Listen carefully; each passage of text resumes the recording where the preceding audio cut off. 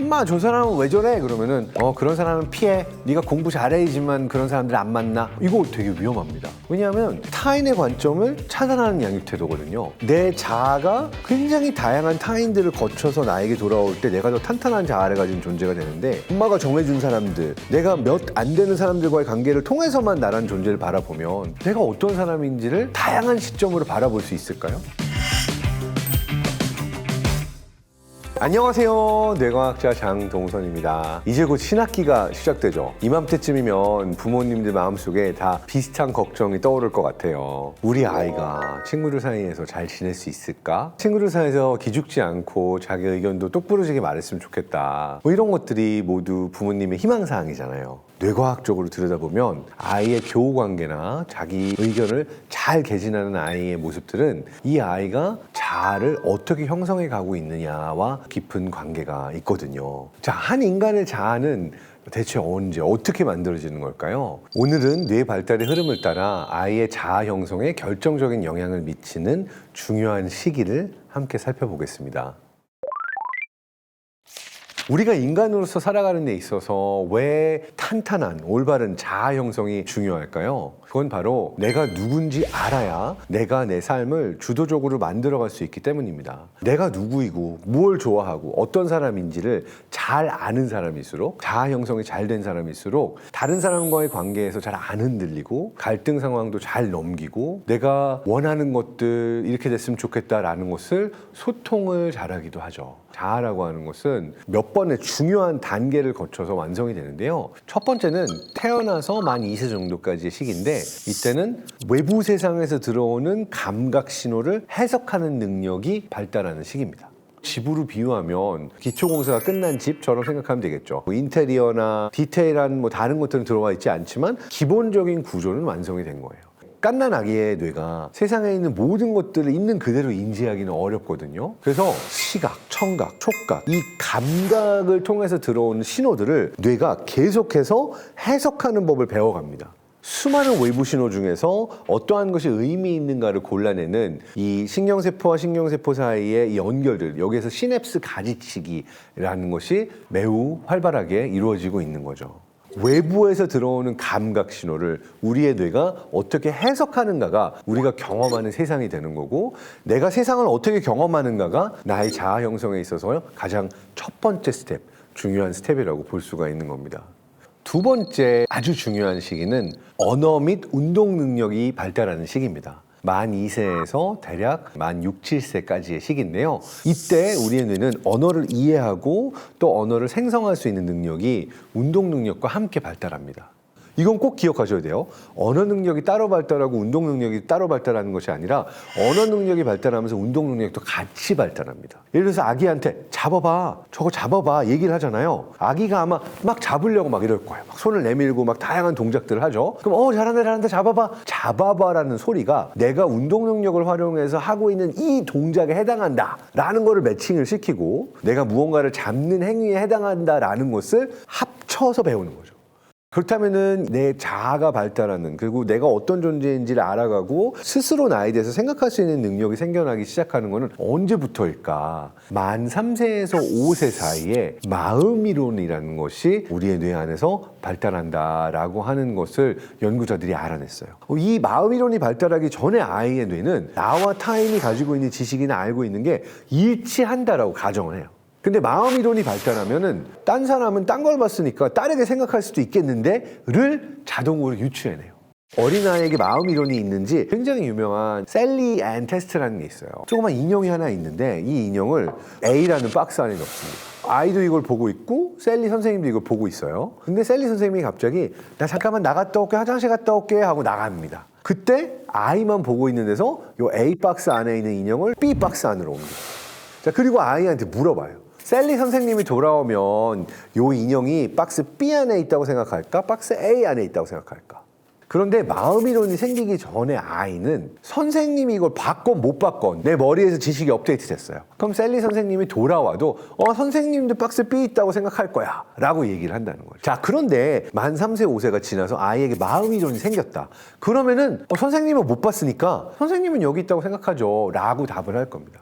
나라는 존재가 알고 있는 것과 다른 사람이 알고 있는 게 다르다. 우리는 서로 다른 마음을 가지고 있다라는 걸 깨닫기 때문이죠.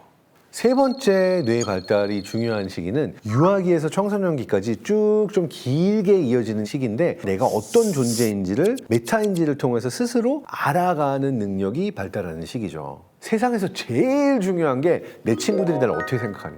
딴 사람은 날 뭐라고 생각할까? 나를 어떤 존재라고 생각할까? 이걸 엄청나게 신경을 씁니다. 그리고 이 시기를 쭉 잘 지나고 나면 나는 어떤 존재지? 나는 무엇을 좋아하고 뭘 잘하는 존재인가? 라고 타인 없이도 내 안에서 나 스스로에 대해서 사고할 수 있게 됩니다. 내가 스스로 메타인지를 통해서 내가 어떤 존재인가를 내 안에서 개념적으로 확립할 수 있는 시기가 되는 거죠.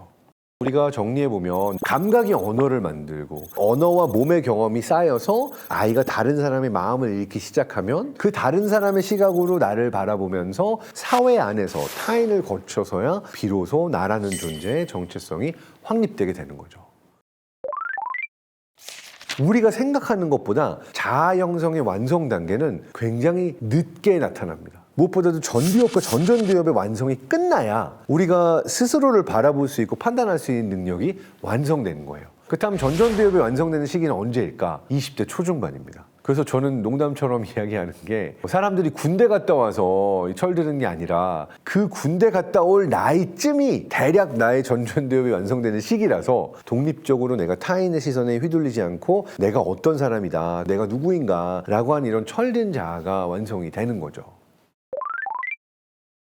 내 아이가 건강한 자아를 가진 아이로 잘 성장하기를 원하는 부모의 입장에서는 어떠한 것들을 살펴보면 좋을까요? 일단 조심해야 될 것들 중에 하나는 너무 이른 나이에 디지털 매체에 노출되는 겁니다. 게임을 하거나 이걸 통해서 다른 사람들과 뭐 같이 놀 수 있다라고 하는 것 자체가 아이의 뇌에게는 엄청나게 큰 자극으로 들어와요. 그러니까 여기에 익숙해지면은 놀이터 가가지고 다른 애들하고 놀거나 자연에 나가가지고 나만의 탐험을 하는 게 너무 재미없어지고 지루해질 수가 있어요. 오프라인상에서는 눈빛만 봐도 표정만 봐도 다른 사람을 통해서 내 스스로가 누군가에 대해서 다양한 피드백 신호를 얻을 수가 있어요. 근데 온라인에서 사람을 만나면 이 가치 판단 기준이 좀 달라져요. 라이크 수 몇 개야? 팔로워 몇 명이야? 조회수는? 이러한 종류의 정량적인 지표로 내 스스로에 대한 피드백이 돌아오기 때문에 내가 스스로 어떤 존재인가를 깨닫기 위한 나의 자아 정체성을 제대로 확립하기 위한 피드백으로는 불완전한 부분들이 많죠. 여기에 또 위험한 것이 하나 있습니다. 바로 과도한 조기 교육과 결과 중심의 압박이에요.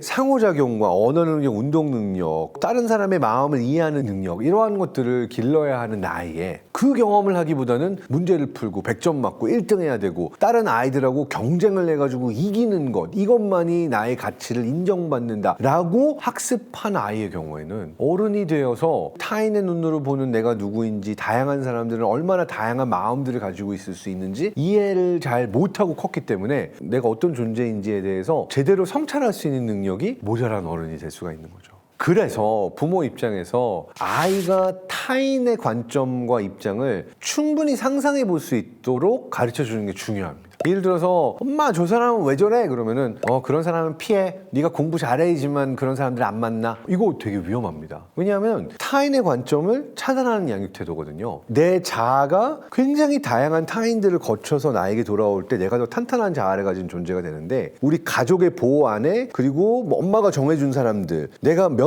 안 되는 사람들과의 관계를 통해서만 나란 존재를 바라보면 내가 어떤 사람인지를 다양한 시점으로 바라볼 수 있을까요? 그렇지 않죠. 너는 이렇게 느끼지만 저 사람은 또 다르게 생각할 수 있지 않을까? 저 사람은 어떤 마음을 가지고 어떤 감정을 느끼고 있을까? 뭐 이렇게 질문을 하는 거죠. 건강한 자아 발달을 위해서 빼놓을 수 없는 게 하나 있어요. 바로 신체 활동과 놀이의 중요성입니다. 어렸을 때 많이들과 뛰어놀면서 부딪히면서 신체 활동을 통해서 놀이를 통해서 타인에 대해서 배워가는 것이 아주 중요합니다. 저는 부모님들 입장에서 우리 아이가 누구랑 놀까 혹시나 놀다가 또 막 울면서 돌아오거나 상처 입지는 않을까 걱정을 굉장히 많이 하시는데요. 저는 아이들이 이 경험을 하는 것 자체가 아이의 뇌 발달에 있어서 너무 중요하다고 생각해요. 어떤 아이는 좀 너무 액티브해서 걔랑 부딪히면 우리 아이가 울 수도 있는 건데 그러면 알아서 이런 아이랑은 어떻게 피하고 그리고 어떻게 해야지만 잘 관계할 수 있는지를 아이가 스스로 배워나가는 게 되게 중요하거든요. 자, 그렇다면 아이의 건강한 자아 형성을 위해서 부모와 아이가 함께 할 수 있는 한 가지가 뭐가 있을까? 아이에게 스스로의 감정을 표현하도록 하는 연습, 그리고 다른 사람의 감정을 짐작하게 하는 연습, 이러한 것들을 많이 해보시면 좋을 것 같아요. 저는 개인적으로 영화 인사이드 아웃 보고 나서 감정 캐릭터를 가지고 아이랑 대화해보는 것도 좋은 것 같아요. 누가 조종관 잡고 있는 것 같아? 슬픔이야? 기쁨이야? 이렇게 물어보면 아이들이 꽤 의외의 답들을 할 때가 있는데, 내가 느끼고 있는 감정들을 같이 봤던 영화의 캐릭터로 이야기할 수 있는 것들, 이러한 것들은 굉장히 좋은 연습이거든요. 옛날 인디언 동화가 있어서 이렇게 얘기를 해줬던 적이 있어요. 모든 사람 안에는 하얀 늑대랑 검은 늑대, 두 늑대가 다 살고 있대, 머릿속에. 난 그냥 내가 하고 싶은 거 다 할 거야! 이렇게 얘기하는 검은 늑대고, 하얀 늑대는 딴 늑대들 생각하고 배려하고 내가 좀 참아야지 뭐 이렇게 생각하는 착한 늑대거든. 근데 이 늑대 중에 어떤 늑대한테 우리가 먹을 걸 주느냐에 따라서 그 늑대가 더 힘이 세지기도 하고 힘이 더 약해지기도 해. 너는 검은 늑대한테 밥을 더 많이 주고 싶니? 아니면 하얀 늑대한테 밥을 더 주고 싶니? 내 안에 다양한 감정들이 있는데 내가 어떤 감정에게 밥을 더 많이 줘서 이 감정을 키울 거냐 안 키울 거냐, 이런 걸 이제 비유적으로 아이가 이해할 수 있게 하는 거죠. 스스로가 가진 감정들에 대해서 아이들이 잘 이야기할 수 있도록 다른 영화나 만화 이런 캐릭터를 통해서 이런 걸 유도해도 되고, 조금 지나면 아이가 스스로 자신의 감정에 대해서도 편하게 이야기할 수 있게 되면서 그 이야기를 잘 들어주는 게 부모로서 우리 아이의 건강한 자아 형성을 도와줄 수 있는 좋은 실천 방법이 될 것 같고요. 자아라는 것은 내 안에서 혼자 생겨나는 게 아닙니다. 사랑하는 사람들의 눈동자에 비친 나의 모습, 또 그들과 부대끼면서 얻은 경험들이 모여서 단단한 나를 완성하는 거죠. 자, 오늘 소개해드린 아이와 함께 감정에 대해서 이야기해보는 활동 같은 거는 꼭 한번 해보시면 좋을 것 같고요. 또 아이랑 이야기하면 아이가 자기 속마음에 대해서, 다른 사람의 머릿속에 있는 마음에 대해서 어떤 생각을 하고 있는지, 어떤 이야기를 나눴는지, 또 부모님께서 궁금한 점들이나 느낀 점들이 있다면 댓글로 많이 남겨주세요. 오늘의 내용이 도움이 되셨다면 구독과 좋아요도 부탁드리고요. 저는 다음 시간에도 흥미로운 육아 이야기로 돌아오겠습니다. 또 만나요.